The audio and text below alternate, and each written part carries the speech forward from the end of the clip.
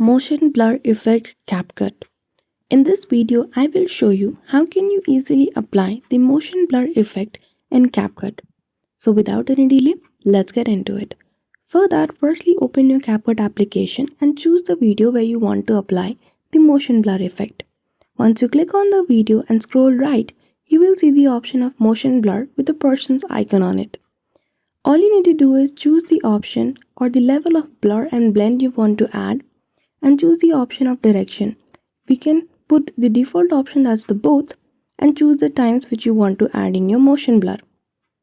After you are done choosing your option, click on the tick icon and then done. CapCut will prepare your video in few seconds, and that's all. That is how easily you can apply motion blur effect in CapCut. So I hope you found this video helpful. If you did, don't forget to give it a thumbs up and subscribe to our channel for such tutorial. Thank you for watching till the end.